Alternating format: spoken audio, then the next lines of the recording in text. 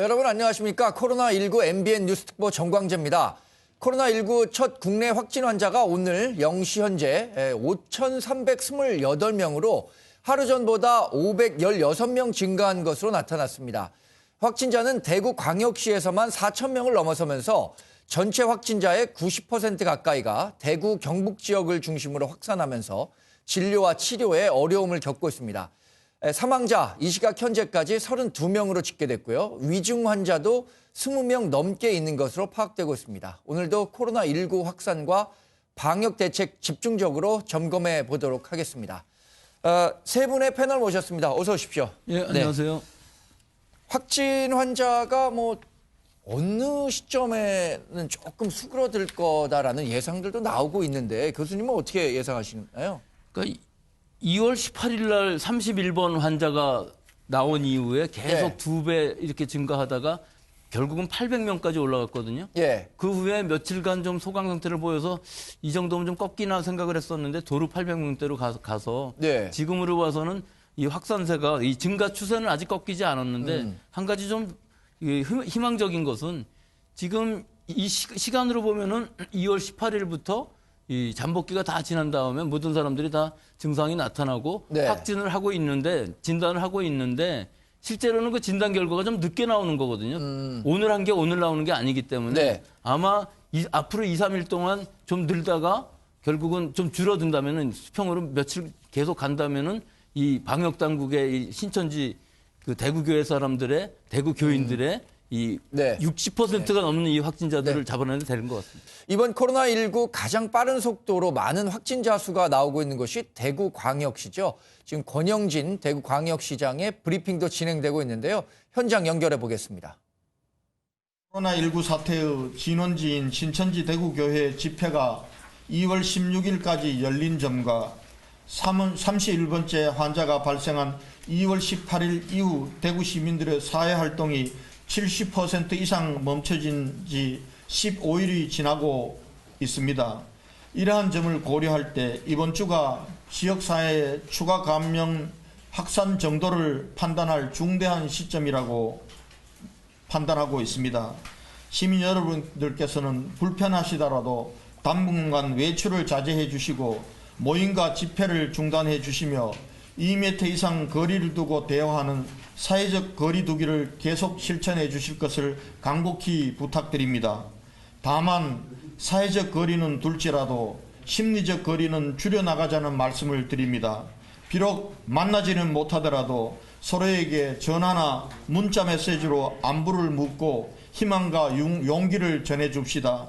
SNS를 통해서도 서로 격려하고 응원합시다. 국민 여러분들께도 간곡히 부탁드립니다. 대구 시민들을 응원해 주십시오.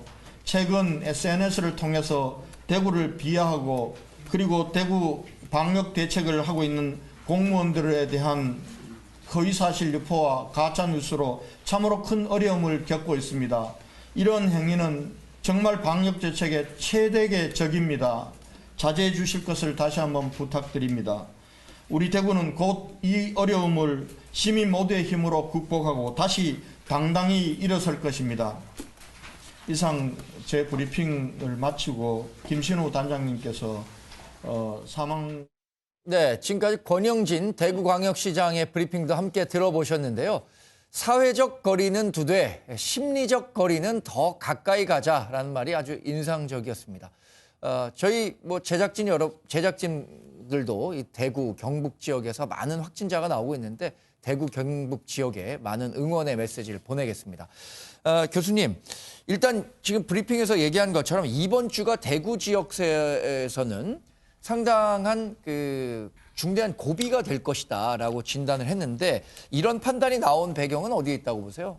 예, 이게 죄송한 말씀이지만 이 사태의 초기부터 1주, 2주가 고비라고 그랬었는데 그런 말이 많이 나왔었기 계속 때문에 돌발 상황이 나오고 신천지가 나오면서 이번 주가 고비인 것은 사실 맞습니다. 네. 2월 18일부터 역산해서 계산해 보면은 지금 잠복기가 끝나고 증상이 나오면서 확진이 되는 환자들이 대규모로 나왔기 때문에 또 이 숫자가 아주 대규모로 나오지만 일단은 신천지 그 교인들의 그 확진이 또 그 62%라는 높은 이 확진율, 양성률이 예. 지금은 진단으로서 거의 끝나가는 시기이기 때문에 요 며칠 동안 이제 진단하는 결과가 나오게 되면은 그 이후에 좀 꺾일 것을 기대하고 있기 때문에 예. 이번 주 며칠간이 굉장히 중요한 시기고 이때에 꺾이지 못한다는 얘기는 방역이 제대로 듣지를 못해서 이 신천지 이외의 곳에도 지역사회 감염이 상당히 광범위하게 퍼져 있다면은 지금으로 봐서는 꼭 그렇지는 않거든요. 네. 그러니까 이번 주가 굉장히 중요하죠. 그럼 중국 같은 경우에는 우한 봉쇄라는 아주 극단적인 방법을 동원하긴 했지만 중국 내 확진자는 최근에 굉장히 둔화되는 모습을 보였는데 중국식의 어떤 그런 봉쇄라든가 사회적 거리 두기를 통해서 대구 지역 내의 지역사회 감염도 우리가 좀 줄여나갈 수 있다고 보십니까? 예, 중국하고 우리하고의 차이점은요. 예. 중국은 물리적인 봉쇄가 가능하기 때문에 그 우한, 후베이뿐만 아니라 예. 북경이나 이런 데서도 상당히 심각한 물리적인 것을 가했거든요. 예. 즉 자기 집에도 못 들어가게 하는 것, 그 북경 시내에 못 들어오게 열나는 사람은 무조건 못 들어오게 하는 것, 예. 이런 것들을 우리는 할 수 없는 일이거든요. 그러니까 민주주의 사회 민주주의 국가에서 이런 모델을 통해서 우리가 과연 이걸 봉쇄할 수 있느냐, 물리적인 네. 봉쇄 없이 이 바이러스 확산하는 걸 막을 수 있느냐 하는 것이 굉장히 큰 모델 시스템이 될 수가 있기 때문에 네. 이번 주에 이걸 잘 잡는다면은 예. 우리가 지금 큰 불을 잡고 나머지는 이제 잔불들이 계속 일어나고 있는데 이 부분들은 분명히 잡을 수 있습니다. 그런데 그렇지만 이 큰 불을 못 잡는다면은 이분들이 이제 확산시킨 지역사회 전파를 시킨 부분들이 네. 이제 나타나기 시작할 텐데 그 부분들은 감염원을 찾을 것이 아니라 신천지랑 상관없더라도 이 큰 숫자가 줄어들게 되면 그다음에 여러 개 생길 것으로 보입니다. 네. 우리 일반인들이 코로나19 사태가 확산하면서 가장 실생활에서 좀 어려움을 겪고 있는 부분이 마스크를 어떻게 구할 수 있느냐 이런 부분일 것 같은데 어제 문재인 대통령이 관련해서 송구하다는 사과의 메시지를 전달하기도 했습니다. 직접 들어보겠습니다. 마스크를 신속하고 충분히 공구하지 못해 불편을 끼치고 있는 점에 대해 국민들께 매우 송구스럽게 생각합니다. 확진자가 폭증하고 지역 감염의 우려가 높아짐에 따라 늘어난 수요를 공급이 따라가지 못하고 수입도 여의치 않은 그런 현실적인 어려움이 분명히 있지만 오랫동안 답답한 상황에서 벗어나지 못하고 있는 것이 사실입니다. 식약처를 중심으로 관련 부처들이 긴밀히 협력해서 빠른 시일 내에 해결해 주시기 바랍니다. 약을 중복해서 타갈 수 없도록 이미 개개인이 다 신원 확인이 되는 시스템이 있는데요. 그 시스템을 이용해서 1인당 2매면 2매, 3매면 3매만 딱 살 수 있도록 그렇게 시스템을 보완을 하고 있고요. 저는 2, 3일 이내면은 한 3일 정도면은 그 시스템이 다 갖춰지지 않을까 생각이 됩니다.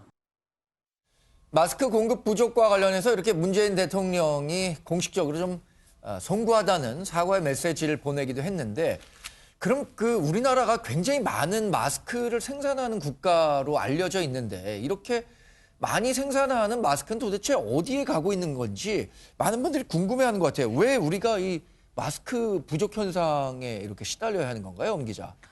네, 원래 당초 정부는 우리나라의 마스크 부족 현상에 대해서 네. 매점 매석하는 사람들이 있다. 그리고 우리나라의 생산량 대부분이 중국으로 빠져나가고 있다는 부분을 지적해 왔습니다. 네. 하지만 이번 문재인 대통령의 사과라든가 어제부터 홍남기 부총리나 등 정부의 판단을 들어보면은 예. 원래부터 우리나라에서 필요한 그 수요량보다 공급량이 현저히 적다라는 것을 인정한 데 큰 의미가 있다고 볼 수 있을 것 같습니다. 그러니까 그동안은 매점 매석이라든가 유통 구조의 문제라고 생각했는데 네. 공급량 자체가 지금 굉장히 줄어들었다는 건가요? 국내에서도? 네, 그렇습니다. 그렇기 때문에 어제 이제 한 얘기를 들어보면 김상조 정책실장이 한 이야기를 들어보면 예. 우리나라 경제활동 인구 2,800명이 하루에 한 장씩 쓴다고 가정을 했거든요. 네. 근데 우리나라의 하루 생산량이 1,000만 장 정도밖에 안 되거든요. 이렇게 되면 당연히 이제 당연히 공급량이 부족할 수밖에 없는 거고 그에 따른 이제 분배 정책이라든가 공급 정책을 미리 이제 준비를 해서 했었어야 되는데 네. 왜 이제 와서야 약국 같은 곳을 통해서 일원화해서 공급을 하겠다는 그런 정책을 발표해봤자 너무 늦었다 이런 얘기가 나오는 이유가 바로 여기에 있을 수 있습니다. 네. 또 우리나라에 원래 이제 그 마스크를 만들 때 MB 필터라는 게 들어가야 되거든요. 네. 근데 이 MB 필터가 중국에서 대부분은 이제 수입해 오고 있었는데 중국에서 최근에 이제 그쪽에서 코로나19 사태가 먼저 터지면서 네. 이런 부분에 대한 수출량을 급격히 줄였고 그리고 우리나라는 제2대 그 마스크 생산 국가입니다. 네. 중국에서 마스크 자체를 수입해 올 수도 있는데 이 역시 막혔기 때문에 기본적으로 공급량이 부족한 그런 상황입니다. 아, 그러면 네, 말씀하시죠. 예. 언급을 하자면은 저렇게 간단한 산수를 그러면 정부가 그동안 왜 못했냐? 네, 네. 1,000만 장을 그 생산을 하고 여기 경제활동 인구는 2,700만 명이 되는데 예. 당연히 비교해보면 적은 거 아니냐 그렇죠, 이렇게 예. 말씀하실 수 있지만 사실 경제는 심리입니다. 모든 2,600만 명 경제활동 인구가 하루에 모두 마스크가 필요한 건 아닙니다. 그렇죠. 하루 종일 집에 계신 분들도 있는 것이고 네네. 그래서 이게 이제 어떻게 카운팅을 할 것이냐 문제인데 지금처럼 이제 불안해지게 되면은 가수요가 생겨서 그렇죠. 필요 없는 분들도 사게 되는 것일 수가 있고 네. 이런 측면 때문에 상당히 생각보다는 이 계산하기가 힘들다. 그런 부분은 또 좀 이해하고 넘어갔으면 좋겠습니다. 지금 최 의원님 말씀하신 것처럼 공급과 수요와 관련한 굉장히 비교적 간단한 그 선 계산이었음에도 불구하고 공급량과 수요량에 대한 정확한 평가가 제대로 이루어지지 못했다는 측면에서는 정부가 좀 반성할 부분이 있지 않을까 생각이 들고요.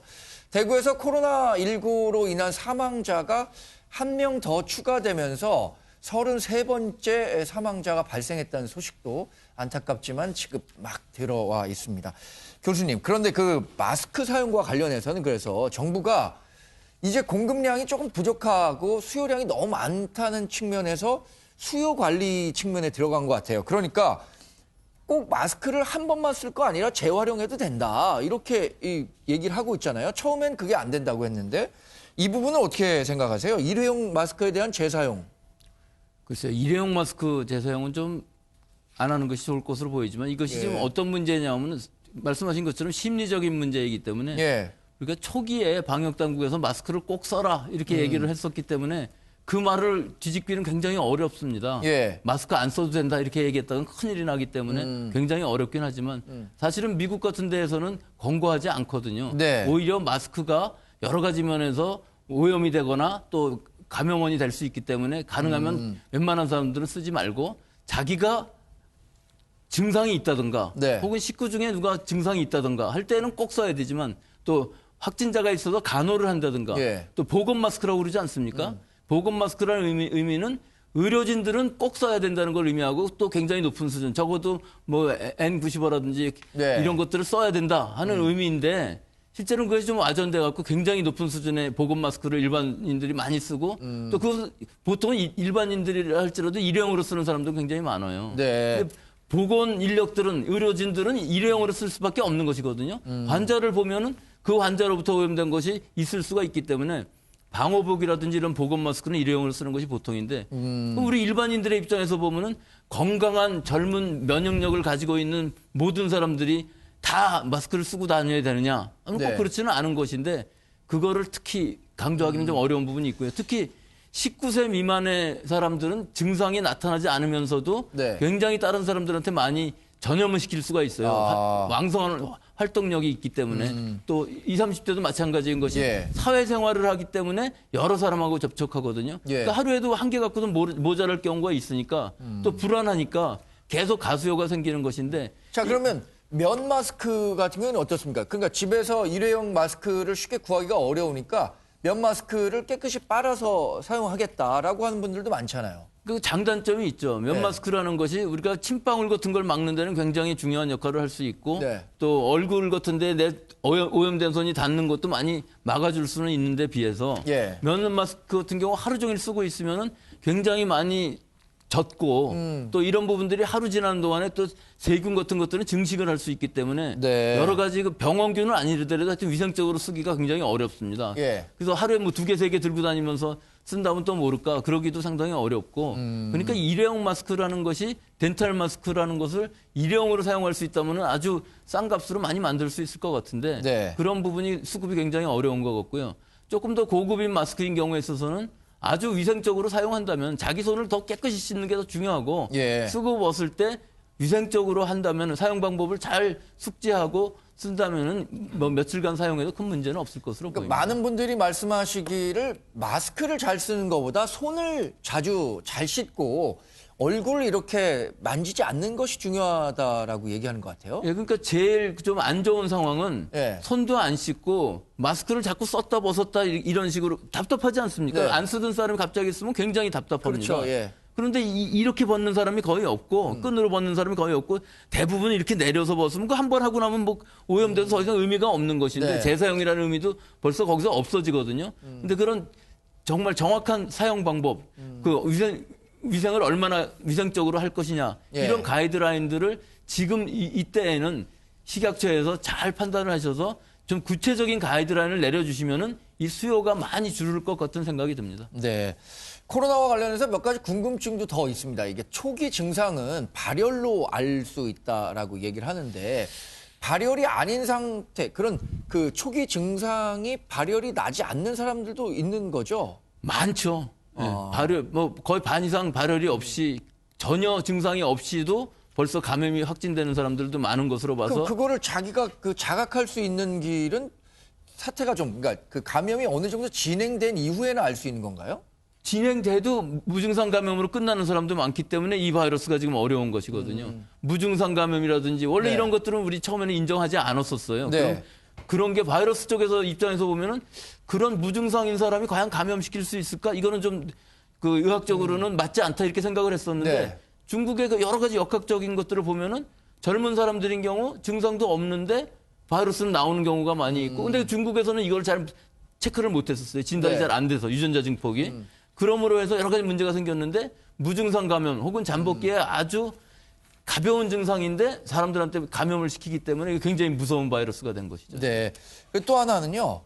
이렇게 버스를 타면 이 손잡이를 잡는다거나 아니면 엘리베이터의 버튼을 누른다거나 하는 딱딱한 물건에 대해서 바이러스를 갖고 있는 사람이 그걸 만지면 감염이 쉽게 된다. 이런 얘기도 있던데 이건 어떻게 판단하세요? 이론적으로는 맞죠. 그렇게 감염이 될 수가 있는데 사스 때도 한 층의 사람들이 다 감염된 적이 있는 것이 네. 한 가지 설로서 예. 그 버튼을 누르는 사람들은 같은 층이었기 때문에 다 걸리지 않았냐 이렇게 가설을 내놓은 적이 있었는데 그게 꼭 바이러스라는 게 생물인데 이렇게 딱딱한 뭐 고체 상태에 있는 것들의 전파가 돼서 우리가 쉽게 감염이 되는 건가요? 거기에 바이러스가 묻어 있으면 바로 죽지는 않기 때문에 내 손이 오염되기 때문에 모르고 내 호흡기를 만지면은 감염이 되는 것이기 때문에 제일 네. 중요한 것이 이걸 차단하려면은 손을 깨끗이 씻으면은 차단이 되는 것이죠.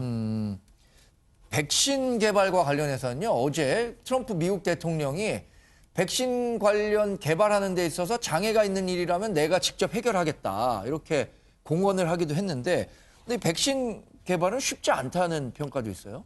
그 대통령이 얼마나 유달리 네, 전문가는 아니겠죠. 현명한 예, 예. 사람인지 모르지만 말 자체가 좀 논리가 안 맞는 것이 해결할 수 있는 문제는 없습니다. 지금 네. 실제로 의학적으로 어떤 모델이 있어야 해결할 거 아닙니까? 예. 그러니까 백신이라는 후보 물질을 만들기는 굉장히 쉬워요. 즉 여러 가지 방법들이 있는데 우리가 뭐 한두 달이면 얼마든지 저희 실험실에서도 네. 그거는 만들 수는 있어요. 예. 그럼 그 다음에 문제가 뭐겠습니까? 이것이 안전한가가 먼저예요. 효과는 둘째치고 일단 이 백신이라는 것이 사람한테 들어갔을 때 안전한가를 보기 위해서는 동물 실험을 해야 되는데 예. 동물 실험이라는 게 그냥 동물의 조 갖고 하는 것이 아니라 그 동물이 이 바이러스에 대해서 이 백신을 많이 줬을 때 안전하냐, 죽는 쥐는 없냐, 뭐 이런 거를 보고 그다음에 동물에서 효과를 보려면은 동물이 이 바이러스를 줬을 때 병이 걸려야 되거든요. 예. 그래야 이 바이러스를 줬을 때 이게 예방이 됐냐 안 됐냐를 알 수가 있는데 일단 병이 걸리는 동물 모델을 만들기가 굉장히 어려워요. 그 다음으로 세 번째로는 이제 사람한테 효과를 봐야 되는데 이게 임상 1상, 2상, 3상 이렇게 가는 것인데 이건 처음에 안전성부터 먼저 합니다. 백신을 줬을 때 예. 수십 명 정도를 했을 때 안전하다. 부작용이 나온 사람이 없다. 이렇게 하는 것이고 그다음에 대규모로 했을 때 코로나 바이러스에 항체가 생기고 이것이 백신으로서 효과가 있다. 이걸 다 증명하려면 이게 6개월 정도에는 도저히 되지가 않는 일입니다. 네. 그렇죠? 교수님 말씀 중에 네. 정부나 대통령이 백신을 개발할 수는 없어요. 그런데 정부나 대통령이 백신 개발을 또 막을 수는 있어요. 뭐냐 하면은 방금 교수님께서 말씀하신 거는 일반적일 때 백신을 개발하는 과정을 설명을 해 주셨는데 비상적인 시점에서는 그런 이제 요건 같은 것들을 굉장히 완화해서 예. 적용을 해야 되는데 미국 같은 경우에는 그런 완화된 규정들이 상당히 발달되어 있는 반면에 한국은 2중, 3중으로 이 규제가 아직도 상대적으로 많은 규제가 있어서 예. 백신을 개발하는데 힘들다. 이런 말들이 나오고 있거든요. 예, 제가 그 부분에 대한 설명을 드리겠습니다. 네네. 그게 어떤 부분이냐면은 사르스라든지 메르스 코로나 바이러스가 백신이 안 만들어지는 이유가 이 바이러스들은 그 규제의 문제는 아닙니다. 이 네. 모델이 없기 때문에 이걸 빨리 개발할 수 있어야 되는데 개발을 못 하는 거죠. 미국이 훨씬 더 발달해 있지만 돈이 또 엄청나게 많이 드는 일입니다. 네. 그래서 한 몇 개월에 걸쳐서 열심히 해서 만들어 놨더니 이제는 코로나 19가 아니고 20이 생기게 되면 이 백신을 못 쓰는 거거든요. 예. 그래서 백신을 만드는데 이 다국적 기업들이 투자를 하지 못하는 겁니다. 그래서 이건 경제적인 문제가 있기 때문에 제가 생각하기에는 이 바이러스가 앞으로 계속 또 나온다면은 백신이 네. 개발될 수 있어요.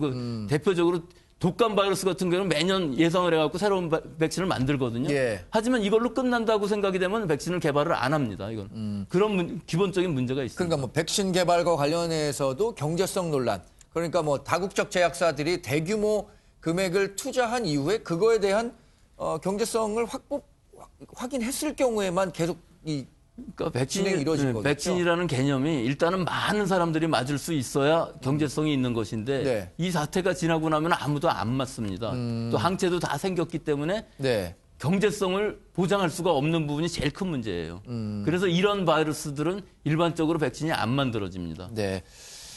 이번 코로나19 사태와 관련해서는 뭐 모든 사람들이 많은 관심을 갖고 있는데 정치권도 이 코로나19 사태가 어떻게 자신들에게 유불리로 작용할지에 대한 논쟁이 한창이죠. 최 의원님, 이 총선과 관련해서 이번에 사태의 가장 확진자가 많이 발생한 신천지와 관련해서 정치권이 굉장히 시끄러운 것 같아요. 그러니까 뭐 특정 정당이 신천지를 옹호하고 있는 거 아니냐, 엄호하고 있는 거 아니냐 이런 얘기가 나오는 건 왜 그렇습니까?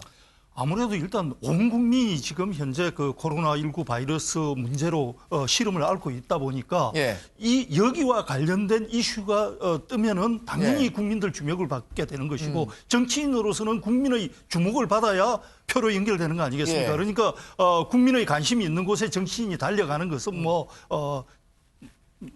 자연스러운 결과라고 봅니다. 그래서 그렇죠. 신천지가 지금 국민의 주목을 받고 있다. 그러면 신천지 교인들을 어떻게 이제 계속 빠른 시간 내에 진단을 받게 할 것이냐. 네. 그리고 또 신천지 교인들을 어떻게 통제할 것이냐. 이런 부분에 대해서 정치인들이 나서는 거는 맞는데 문제는 그 방법이 과연 도움이 되는 일인가. 네네. 사실은 급하기로 따지면 진단도 급하지만은 예. 환자 수가 급격하게 늘어나면서 병상 문제라든지 이런 것들이 있었지 않습니까? 예. 그런데 그 병상 문제를 어떻게 확보할 것인가 이런 부분에 있어서 병상의 절대적인 숫자를 늘리기보다는 기존에 있는 병상을 가지고 예. 서로 간에 뭐 도지사나 시장끼리 서로 간에 실랑이를 벌인다든지 이런 모습을 보이는 것은 정말 그 실질적인 도움이 안 된다. 네. 이렇게 볼 수 있는 거죠. 그러니까 이런 논쟁이 왜 벌어졌냐면요. 그제죠. 이만희 신천지 총회장이 기자회견한 자리에서 시계를 차고 나왔는데 이 시계가 박근혜 전 대통령의 진짜 뭐 집권 시절에 선물했던 시계냐 아니냐를 두고 논란이 확대됐기 때문이죠. 저희가 어제 있었던 정치권의 논쟁 한번 짚어봤습니다. 특정 정당과의 유착관계에 대한 국민적 의혹에 대해서도 명백한 입장 표명을 요구합니다.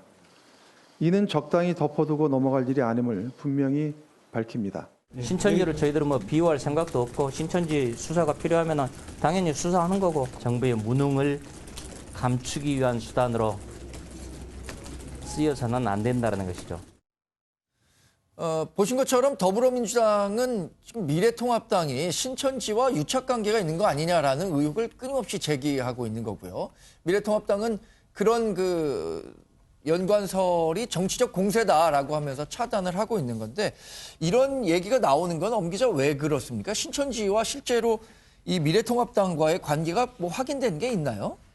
뭐 그렇게보다는 일단 총선이 거의 40여일 앞으로 다가왔습니다. 네. 그런데 지금 총선이 다가왔는데도 불구하고 선거운동이라든가 이런 것이 전멸되면서 그렇죠. 총선 이슈가 거의 모두 다 물 밑으로 내려 가라앉은 그런 모습인데요. 이런 와중에 아무래도 뭐 문재인 대통령의 지지율이라든가 당 지지율 같은 것을 아무래도 끌어올리려면은 어떻게 보면은 공공의 적이라고 할 수 있는 지금 신천지 이슈를 끌어오는 것이 유리하다고 판단했을 가능성이 큰 것 같습니다. 네. 이뿐만 아니고 뭐 이재명 경기도지사라든가 서울시 박원순 서울시장 역시 신천지와 관련된 이슈를 본인들의 그런 이슈 본인들이 앞장서서 이렇게 뭐 강제 조사도 한다던가 굉장히 강경한 모습을 보이고 있죠. 이재명 경기지사나 박원순 서울시장이나 그걸 통해서 또 실제로 최근에 여론조사 결과를 보면 대응을 잘했다. 뭐 대통령 후보 지지도도 상당히 올라가는 모습도 보였었고요. 네, 실제 3위까지 기록하는 모습을 보였었는데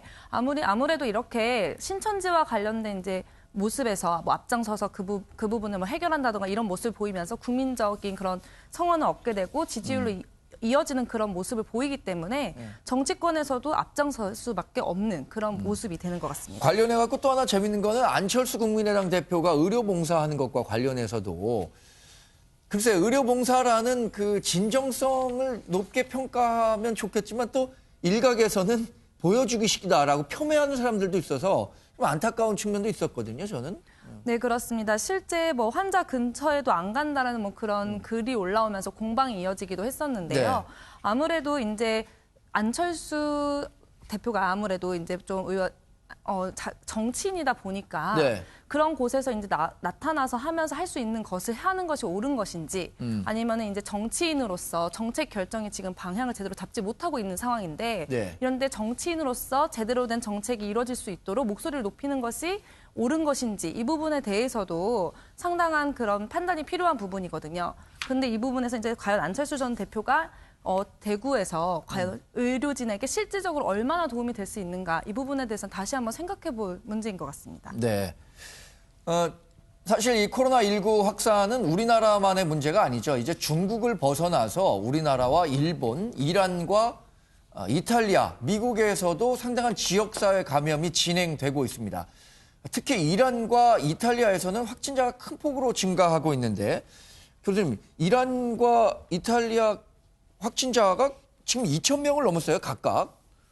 굉장히 빠른 속도로 증가하고 있는 거죠. 예, 근데 이란하고 이탈리아는 좀 상황이 다릅니다. 예. 이탈리아의 경우는 중국으로부터 온 관광객에 대해서 너무나 많았기 때문에 네. 이분들이 벌써 바이러스를 갖고 있고 전체적으로 노출이 많았었던 나라인데 이 방역을 우리나라처럼 이렇게 진단을 적극적으로 하지 않아서 네. 갑자기 이제 나타난 것처럼 보이지만 실제로는 지역사회 감염이 일어나 있던 것이 많이 나온 것이고 그게 예. 상당히 많이 발전이 돼서 사실은 굉장히 그 수습하기는 어려운 상황이 된 것 같은데 문제는 이 EU라는 데는 입국하는 거는 막을 수 있지만 네. 사실은 국경이 없기 때문에 유럽 전역으로 퍼지는 것이 사실 시간 문제일 수도 있어서 이 네. 부분이 굉장히 우려가 되는 부분이 있고 이란인 경우에는 원래 진단 기술이라든지 이런 것들이 굉장히 떨어져 있고 의료 네. 수준이 떨어져 있어서 확진자가 많이 나오면서 사망자가 치사율이 굉장히 높아집니다. 맞습니다. 이건 예. 우리하고 상당히 많이 차이 나는 것이고요.